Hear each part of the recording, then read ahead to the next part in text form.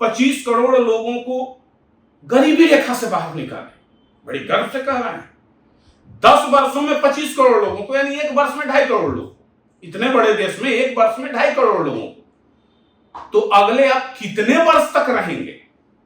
अब 7 IIT, 16 IIIT, 7 IIM, 15 AIIMS, 315 medical college और 390 विश्वविद्यालय खुलने से उच्च शिक्षा का अवसर मिला। अरे ये तो खोल दिए आप, बहुत अच्छी बात है, लेकिन अब इसके आगे इसको क्या करना है, नहीं करना है। पूरे घोषणा पत्र में आप देखिएगा, आप इनके वेबसाइट पे जाइए, भारतीय जनता पार्टी के वेबसाइट पे, और उठाकर उसको देखिए कि कहीं नहीं लिखे हैं कि हम आगे क्या करेंगे। 4 करोड़ किसानों को PM फसल बीमा योजना के माध्यम से आर्थिक सुरक्षा की गारंटी मिली।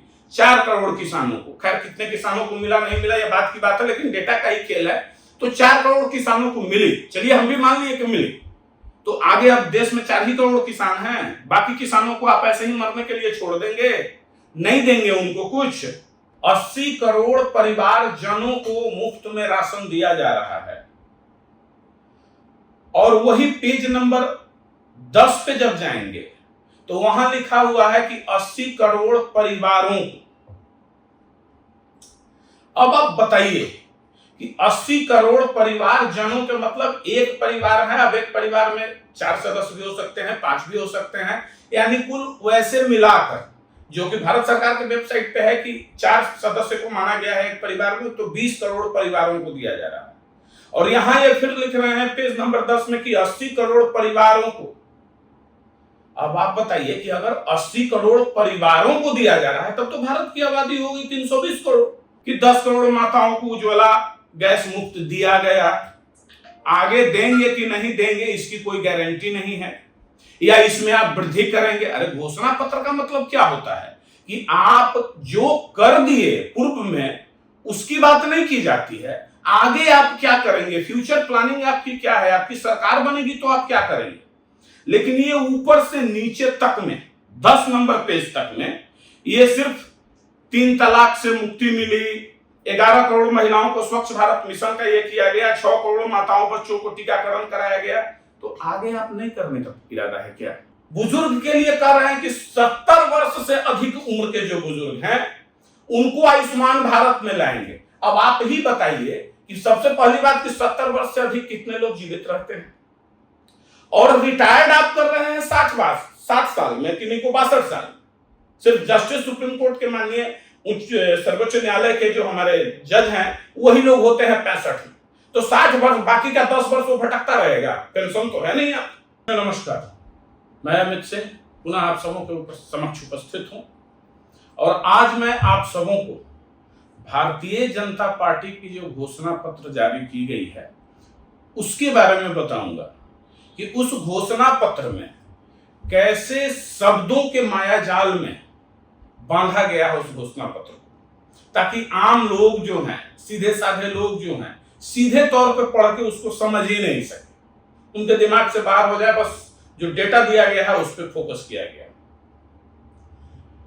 सबसे पहला प्रमाण कि इनके घोषणा पत्र के पेज नंबर 4 पे यह लिखा गया है कि 80 करोड़ परिवार जनों को, मेरी बातों पे गौर कीजिएगा, 80 करोड़ परिवार जनों को मुफ्त में राशन दिया जा रहा है। और वही पेज नंबर 10 पे जब जाएंगे तो वहां लिखा हुआ है कि 80 करोड़ परिवारों को।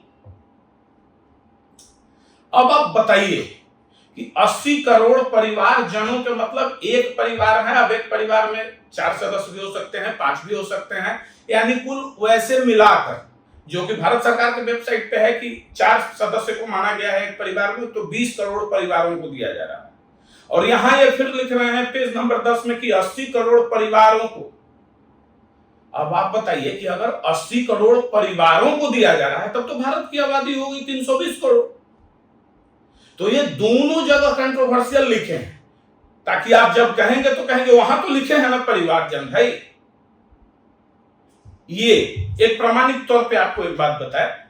अब आइए, जिसका ये ढिढोरा पीट रहे हैं इनके नेतागण कि ये युवाओं का है घोषणा पत्र, ये बुजुर्गों का घोषणा पत्र है, ये किसानों का घोषणा पत्र है, या महिलाओं का घोषणा पत्र है, लेकिन पूरे घोषणा पत्र में जहां से यह प्रारंभ हो रहा है, घोषणा पत्र पेज नंबर 1 से और नीचे तक चले जाएंगे जहां पेज नंबर 10 है, वहां तक सिर्फ 1 बाय 1 करके, अब सबसे पहले महिलाओं की ही बात कर लें तो यह सिर्फ बता रहे हैं कि 10 करोड़ माताओं को उज्ज्वला गैस मुफ्त दिया गया। आगे देंगे कि नहीं देंगे इसकी कोई गारंटी नहीं है, या इसमें आप वृद्धि करेंगे। अरे घोषणा पत्र का मतलब क्या होता है कि आप जो कर दिए पूर्व में उसकी बात नहीं की जाती है, आगे आप क्या करेंगे, फ्यूचर प्लानिंग आपकी क्या है, आपकी सरकार बनेगी तो आप क्या करेंगे। लेकिन ये ऊपर से नीचे तक में 10 नंबर पेज तक में ये सिर्फ 3 तलाक से मुक्ति मिली, 11 करोड़ महिलाओं को स्वच्छ भारत मिशन का ये किया गया, 6 करोड़ माताओं बच्चों को टीकाकरण कराया गया, तो आगे आप नहीं करने का इरादा है क्या, या आगे इसमें घटाना है कि बढ़ाना है कि क्या करना है। महिलाओं के लिए जो इन्होंने लिखा, गरीब परिवारों के लिए जो ये लिखे हैं कि 4 करोड़ आवास दिए, तो 80 करोड़ परिवारजनों को जिसमें लिखे हैं कि 80 करोड़ परिवारजनों को दे रहे हैं, 50 करोड़ नागरिकों को पीएम जनधन खाते का ये लाभ मिला।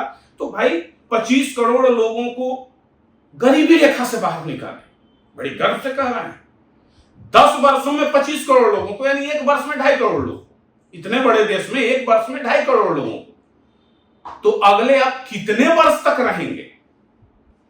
एक्चुअली ये जो घोषणा पत्र बार बार कह रहे हैं कि 2047 का मिशन है, जैसे लगता है कि 2047 तक भारतीय जनता पार्टी की ही सरकार रहेगी और माननीय प्रधानमंत्री श्री नरेंद्र मोदी जी ही रहेंगे। खैर ये भविष्य के गर्भ में है। युवाओं के लिए जो बात आई तो 27 लाख करोड़ रुपया लगा के पीएम मुद्रा योजना के तहत 46 करोड़ ऋण प्रदान किए गए। अब 7 IIT, 16 triple IT, 7 IIM, 15 AIIMS, 315 medical college और 390 विश्वविद्यालय खुलने से उच्च शिक्षा का अवसर मिला। अरे ये तो खोल दिए आप, बहुत अच्छी बात है, लेकिन अब इसके आगे इसको क्या करना है, नहीं करना है। पूरे घोषणा पत्र में आप देखिएगा, आप इनके वेबसाइट पे जाइए, भारतीय जनता पार्टी के वेबसाइट पे, और उठाकर उसको देखिए कि कहीं नहीं लिखे हैं कि हम आगे क्या करेंगे। पेपर लीक के लिए कानून बना दिए हैं, 280 एथलीटों को target Olympic podium scheme TOPS के अंतर्गत ओलंपिक और पैरा ओलंपिक में प्रोत्साहन दिया गया है। आगे अब किसी को नहीं दिया जाएगा, कि दिया जाएगा या जिनको दिया गया अब उनसे भी वापस ले लिया जाएगा।